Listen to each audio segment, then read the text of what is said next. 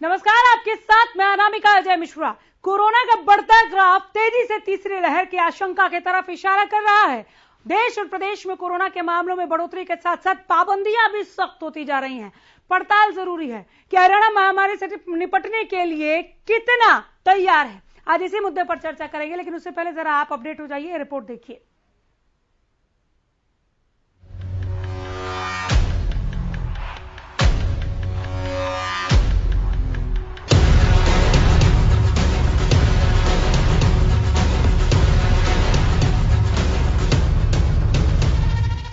देश भर में कोरोना के मामलों में अचानक तेज उछाल देखा जा रहा है। ये काफी डरावना है। प्रशासन तेजी से नए प्रतिबंध लगा रहा है, लेकिन हालात और ज्यादा बिगड़ते जा रहे हैं। पिछले 24 घंटे में देश में 58,000 से ज्यादा नए कोरोना केस सामने आए हैं। वहीं कोरोना के ओमिक्रॉन वेरिएंट से संक्रमितों की संख्या भी देश में 2000 के पार पहुंच गई है। हरियाणा में भी हालात चिंताजनक होते जा रहे हैं। यहां पिछले 24 घंटे में 1132 नए कोरोना केस सामने आए। वहीं प्रदेश में ओमिक्रॉन से संक्रमित लोगों की संख्या भी 71 के पार पहुंच गई है। इसी के साथ साथ पाबंदियों और सख्ती का दौर जारी है। कोरोना के बढ़ते संक्रमण के कारण प्रदेश में आम जनजीवन पर कई तरह की पाबंदियां लागू की गई हैं। आइए ग्राफिक्स के जरिए इसको समझने की कोशिश करते हैं। रात 11 बजे से सुबह 5 बजे तक नाइट कर्फ्यू। सार्वजनिक स्थलों पर जाने के लिए वैक्सीनेशन जरूरी। नो मास्क नो सर्विस सख्ती से लागू। विश्वविद्यालय में फिजिकल क्लासेस पर प्रतिबंध। सरकारी दफ्तरों में 50% कर्मचारियों को ही बुलाया जाएगा। कंटेनमेंट जोन में रहने वाले अधिकारियों को मिलेगी छूट। दिव्यांग और गर्भवती महिलाएं करेंगी work from home. Gurugram, Faridabad, Ambala, Panchkula और सोनीपत में पाबंदी सख्त। सभी सिनेमा हॉल, थिएटर और मल्टीप्लेक्स पूरी तरह बंद। शाम 5 बजे तक ही बाजार खुलने की अनुमति। पाबंदियों के साथ साथ ही वैक्सीनेशन अभियान में भी तेजी देखी जा रही है। बुजुर्गों को बूस्टर डोज के साथ साथ 15 से 18 साल तक के किशोरों को भी वैक्सीन लगाई जा रही है। पिछले 24 घंटे में 4 लाख से ज्यादा लोगों को कोरोना वैक्सीन लगाई गई है। कोरोना के बढ़ते ग्राफ को देखते हुए बहुत आशंका है कि हम तेजी से तीसरी लहर की तरफ बढ़ रहे हैं। दूसरी लहर में महामारी की तबाही और दम तोड़ते लोगों के दृश्य अभी आंखों से ओझल नहीं हुए हैं कि तीसरी लहर लगभग दहलीज पर खड़ी है। गुरुग्राम समेत तमाम बड़े शहरों का जो हाल दूसरी लहर के दौरान हुआ था, भुलाए नहीं भूलता। क्या हम तेजी से उसी दौर की तरफ बढ़ रहे हैं या फिर सरकार, प्रशासन और कोरोना गाइडलाइंस का पालन करते लोग मौत के तांडव के उस दौर को फिर से आने से रोकने में कामयाब होंगे? Bureau report, Haryana news.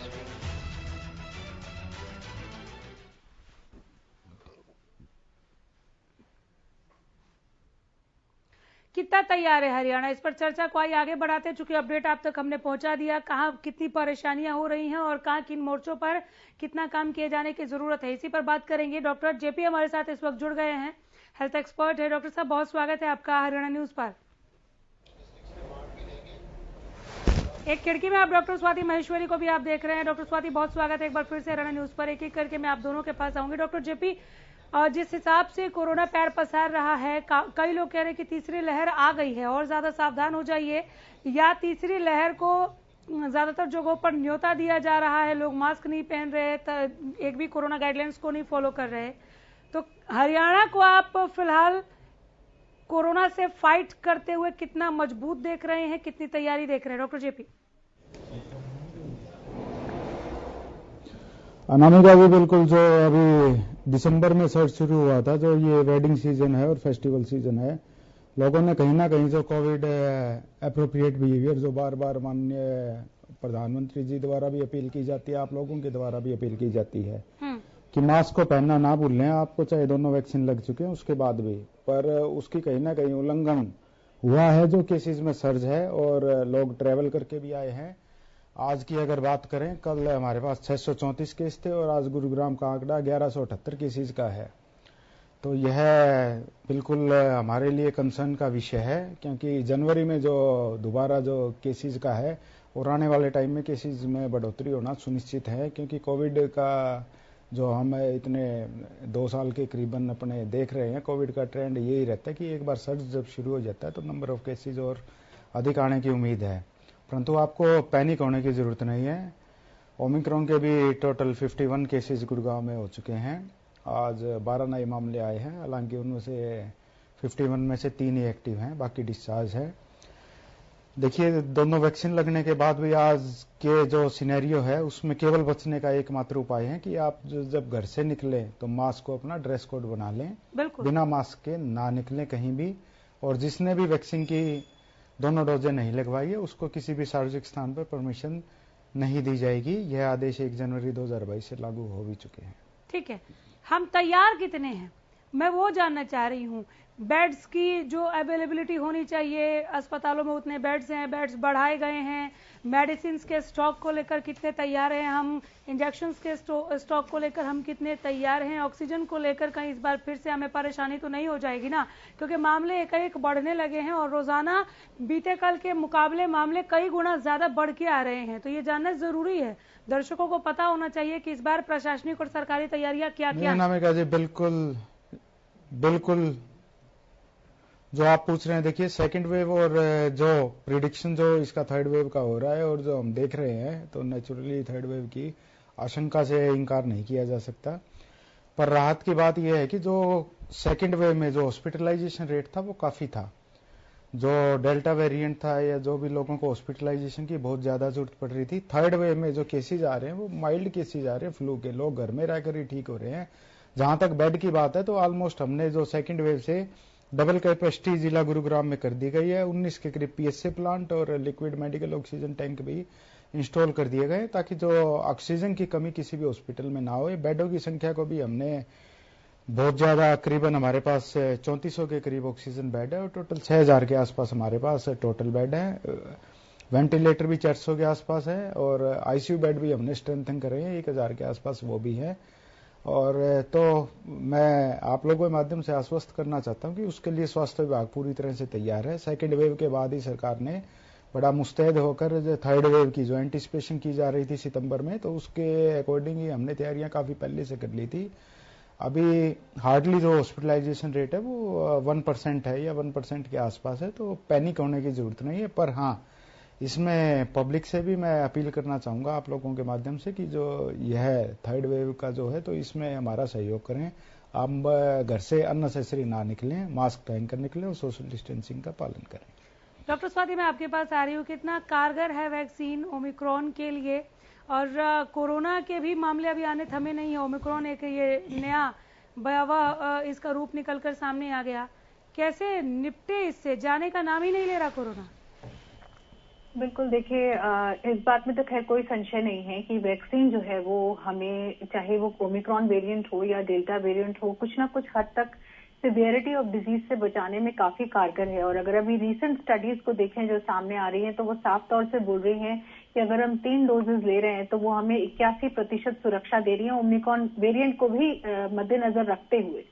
लेकिन जो सबसे बड़ी बात है जो हमें समझने की है, एक तरफ जहां ये हमारी घबराहट को जरूर कम कर रहा है कि ओमिक्रॉन जो है वो माइल्ड केसेस उसके ज्यादा हो रहे हैं और ज्यादा सिवियर केसेस नहीं हो रहे हैं, वहीं हमें ये भी समझना होगा कि जिस तरह से अभी नंबर्स का प्रोजेक्शन है, अगर आप यूएस में देखें कि लगभग 5 लाख मामले डेली आ रहे हैं और अभी किसी एक दिन बीच में 10 लाख के आसपास भी आए हैं, तो हमें ये समझना होगा कि भारत में जब हम इस वॉल्यूम पर पहुंचेंगे, क्योंकि अब तीसरी लहर शुरू हो चुकी है, ये इस बात में भी कोई संशय नहीं है कि भारत में तीसरी लहर शुरू हो चुकी है। और जैसे जैसे अब ये नंबर्स बढ़ेंगे, आप जितने भी बेड्स की तैयारी कर रहे हैं वो कम ही पड़ने वाले हैं, क्योंकि अगर हम सुपर स्प्रेडर इवेंट्स को ही नहीं रोक रहे हैं, अगर हमारे सुपर स्प्रेडर इवेंट्स लगातार इसी तरह से चलते रहेंगे तो ये नंबर और भी ज्यादा एक्सपोनेंशियली बढ़ेंगे। और साथ ही सरकार को इस तरफ भी बहुत ज्यादा ध्यान देने की जरूरत होगी कि क्योंकि ओमिक्रॉन एक फर्क तरह का वायरस है, यानी कि ये माइल्ड डिजीज ज्यादा कर रहा है, ऐसी स्थिति में हमें 3-4 चीजों की तरफ बहुत तेजी से ध्यान देना होगा। एक, ट्राइज सेंटर्स, हमें इस तरह के सेंटर्स चाहिए जहां की हम बीच में जो ऐसे लोग होते हैं जिनको आईसीयू या वेंटिलेटर्स की जरूरत नहीं है, उनको ट्राइज करके उनको वहीं ट्रीटमेंट दे सके, ताकि हमारे हॉस्पिटल्स ओवरलोडेड ना हो, क्योंकि आने वाले वक्त में हॉस्पिटल्स टोटली पूरी तरह से भर जाने वाले हैं। दूसरी चीज, हमें इस चीज का भी ध्यान रखना होगा कि हम रैपिड एंटीजन टेस्ट करें। जितना ज्यादा हम रैपिड एंटीजन टेस्ट का इस्तेमाल करेंगे, हम जल्दी से जल्दी एरियाज में इस इन्फेक्शन को पिक कर पाएंगे, हम आइसोलेट कर पाएंगे और वहीं के वहीं लोगों को राहत पहुंचा पाएंगे। तीसरी चीज है, हमारी जो जैसी ड्रग्स हैं, मोलनुपीरावीर, जिस तरह की ड्रग्स अब हमारे पास अवेलेबल है, ये हर जगह अवेलेबल होनी चाहिए। डॉक्टर्स को क्लियर गाइडलाइंस होनी कि किस तरह से हमें इन मेडिसिन को यूज करना है और क्या हमारी अभी ट्रीटमेंट गाइडलाइंस होनी चाहिए इस मौजूदा वक्त में, ताकि हम कोरोना से पीड़ित लोगों को कहीं बेहतर ट्रीट कर सकें। और जिस तरह से हर बार हमने देखा है कि दवा की शॉर्टेज होती है, इररेशनल ट्रीटमेंट होता है, कोडिंग होती है, ये सब चीजें हमें अभी से रोकने की बहुत ज्यादा जरूरत होगी। तो बहुत सख्त कदम सरकार को इस वक्त उठाने होंगे। अगर हम माइल्ड बोल करके लोगों के अंदर और प्रशासन के अंदर लापरवाही लेकर के आएंगे तो ये हमारे लिए बहुत घातक सिद्ध हो सकता है। इसलिए खास तौर से प्रशासन को भी इस वक्त माइल्ड बोल करके खुद से जो है अपने जो उनके स्टेप्स हैं उनको माइल्ड नहीं करना है, उनको आपको बहुत रोबस्ट रखने की जरूरत ही होगी। अगर आप आगे चलकर ये जो पूरा सेकेंड वेव में हम लोगों ने कष्ट उठाया है उसको नहीं उठाना चाहते हैं और ये चाहते हैं कि ये संक्रमण हमारे यहाँ उस तेजी से ना बढ़े, तो हमें आज ही कदम उठाने होंगे, वरना बहुत लेट हो जाएगा। और उसके बाद हमारे हॉस्पिटल्स ओवरलोडेड होंगे, हमारे हेल्थ केयर वर्कर्स इन्फेक्टेड हो जाते हैं, उनकी शॉर्टेज होनी शुरू हो जाती है, दवाइयों की शॉर्टेज शुरू हो जाती है। तो उस स्थिति में हमें डेफिनेटली कोशिश करनी है कि हम ना जाएं।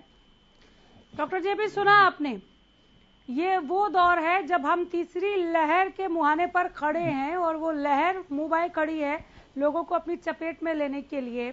लोगों को पैनिक नहीं होना है, तब भी नहीं होना है जब अस्पताल खचाखच भर जाएंगे। जैसा कि हमने सेकेंड वेव में देखा है, जगह नहीं मिल रही थी लोगों को। अपने ही परिजनों का पता लगाने के लिए 2-3 दिन कई अस्पतालों में लोगों को लगे हैं। आप भी अनभिज्ञ नहीं होंगे। और डॉक्टर स्वाति का कहना है कि माइल्ड बोल करके लोगों को और ज्यादा लापरवाह नहीं करना है। ठीक है, उन्हें पैनिक नहीं होने देना है, ऐसा कोई संदेश नहीं देना है कि वो पैनिक करे, लेकिन लापरवाह भी नहीं होने देना है। ऐसा संदेश नहीं जाना चाहिए कि निश्चिंत रहिए, सब ठीक है।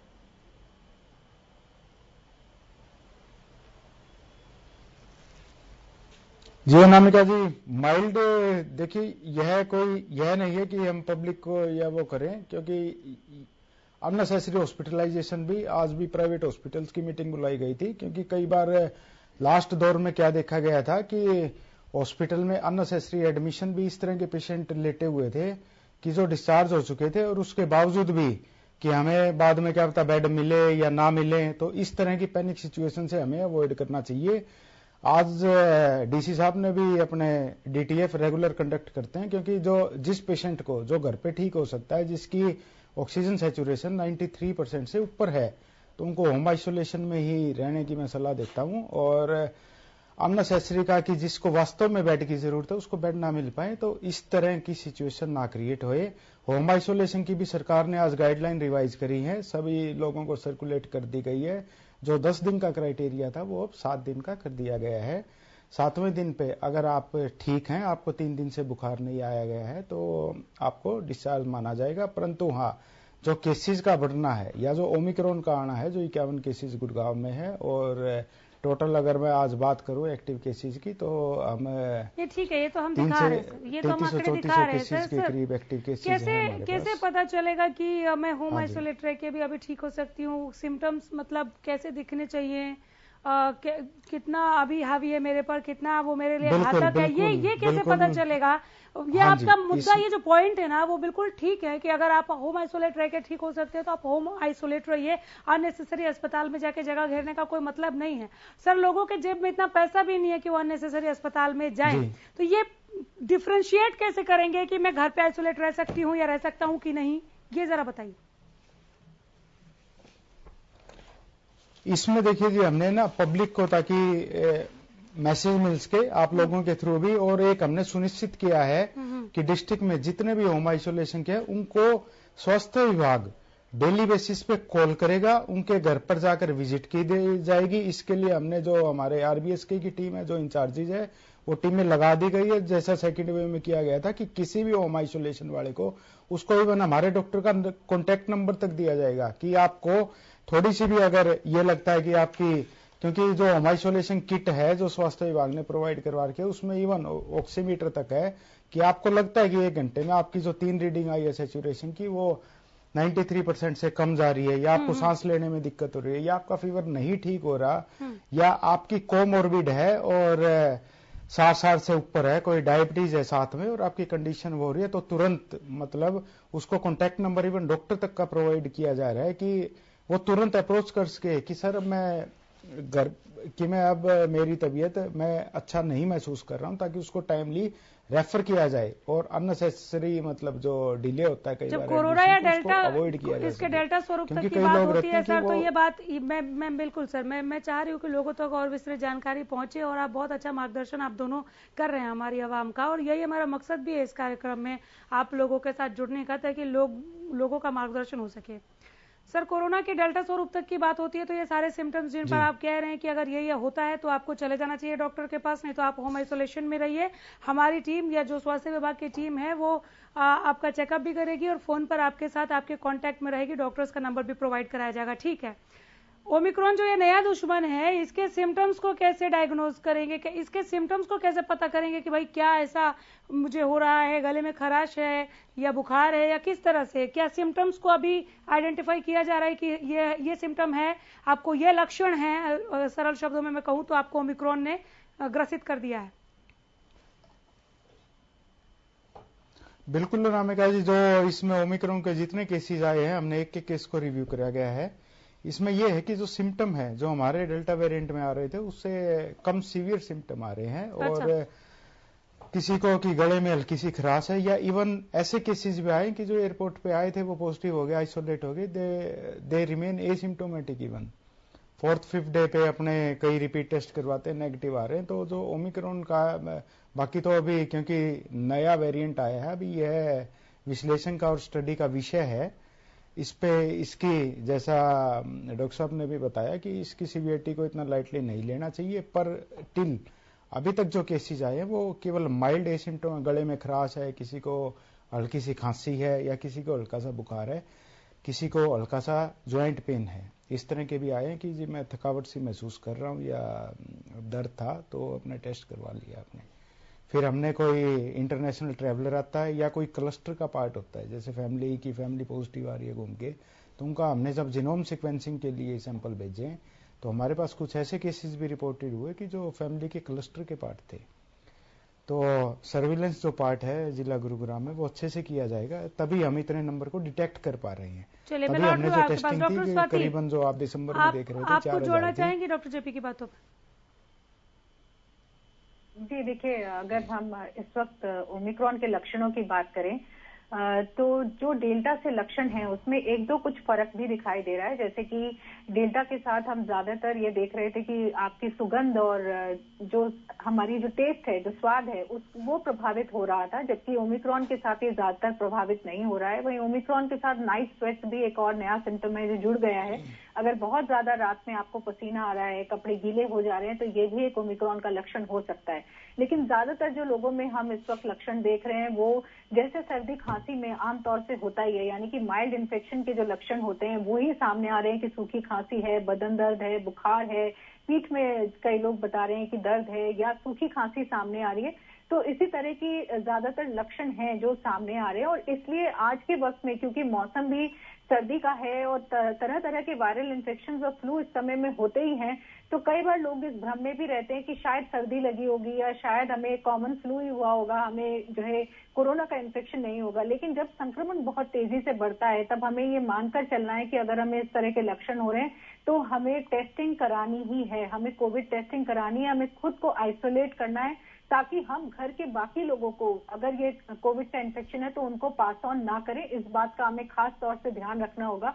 तो जब भी पेंडेमिक होता है हम हमेशा यही कहते हैं कि consider yourself Covid positive until proven otherwise. तो जब तक कि ये टेस्ट से प्रूव नहीं हो जाए कि हाँ आप नेगेटिव हैं, तब तक यही मान के चलें, डॉक्टर के संपर्क में रहें और खास तौर से इस बात का ध्यान रखें कि अब जो हमारे पास बहुत सारी दवाइयां हैं, जो नई दवाइयां हमारे पास आई हैं, वो शुरुआत के जो 5-6 दिन होते हैं उसी में ज्यादा अच्छी कारगर होती हैं। यानी कि अगर हमें समय से पता चलेगा कि हाँ कोविड इन्फेक्शन है तो उन दवाइयों का फायदा आपको हो सकता है। लेकिन अगर 10 दिन 11 दिन आप निकाल देंगे और उसके बाद आप टेस्ट कराएंगे और फिर पॉजिटिव आएगा, तब तक फिर उन दवाइयों का भी अच्छा असर नहीं रहता और कई बार हम उन्हें दे भी नहीं पाते। ऐसे में फिर होम आइसोलेशन में रहकर ठीक होना ये संभव है क्या, जो आप बता रही हैं? जी बिल्कुल। देखिए, ये जो दवाइयां हैं ये ओरल दवाइयां हैं, आराम से घर पर ली जा सकती हैं।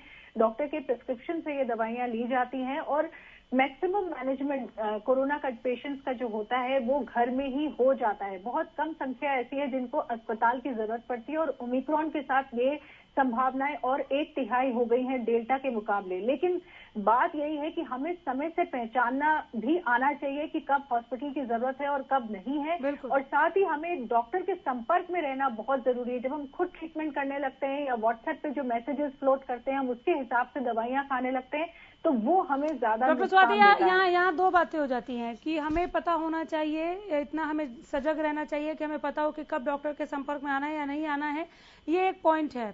दूसरा पॉइंट ये है कि क्या जैसे ही सिम्टम्स आए तो एक बार डॉक्टर से तो मिलना चाहिए। अस्पताल में एडमिट होना है या नहीं होना है ये डॉक्टर सजेस्ट कर देंगे कि अभी माइल्ड सिम्टम्स है, आप होम आइसोलेट हो जाइए, एक बार तो जाना ही पड़ेगा। देखिए, अब तो जाना भी नहीं पड़ता है क्योंकि कोविड के टाइम में हम देख ही रहे हैं कि ऑनलाइन कंसल्टेशन बहुत ज्यादा शुरू हो गए। आप वीडियो कॉल करके आसानी से अपने डॉक्टर से संपर्क कर सकते हैं अपने घर के अंदर बैठे बैठे।